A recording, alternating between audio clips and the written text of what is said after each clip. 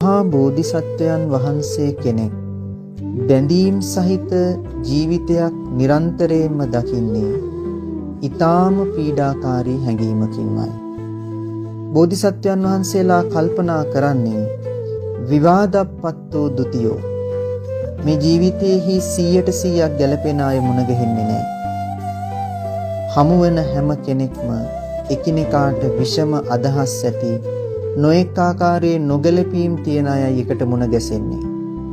බැඳීම් සහිත ජීවිතයක් කියලා කියන්නේම නොගැලපීම් ගලපාගෙන ජීවත් වෙන්න වෙන තැනක්.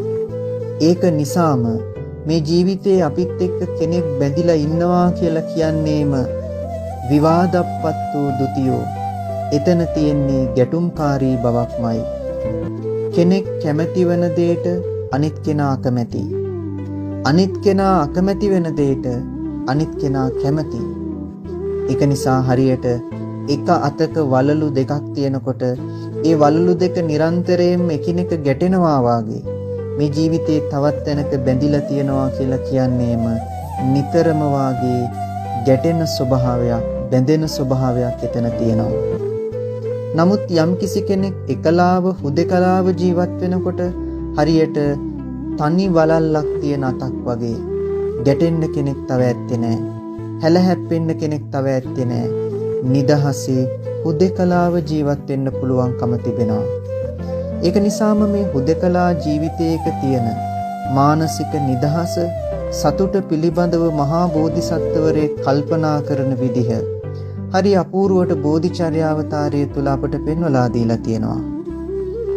මහා බෝධිසත්වරේ කල්පනා කරනවා තමන් කැමති විදිහට ජීවත් වෙන කාගේවත් එක්ක කිසිම බැඳීමක් නැති එකලාව හුදකලාව ජීවත් වෙන යම්කිසි කෙනෙක් යම්කිසි මානසික නිදහසක් මානසික වශයෙන් සන්තෝෂයක් අත්විඳිනවාද ඒ මානසික නිදහස ඒ මානසික සතුට සැපය දෙව්ලොව දිව්‍ය සැප සම්පත් භුක්ති විඳින ශක්‍රයාට පවා දුර්ලභ දෙයක් හැටියටයි මහා බෝධිසත්වයන් වහන්සේලා කල්පනා කරන්නේ.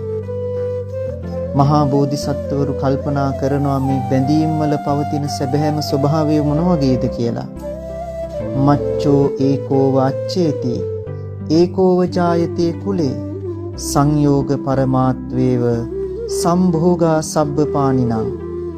මහා බෝධිසත්වෝ කල්පනා කරනවා ඒකෝව ජායතේ කුලේ මේ ලෝකයට සත්‍යය උපදින්නේ තනියමයි.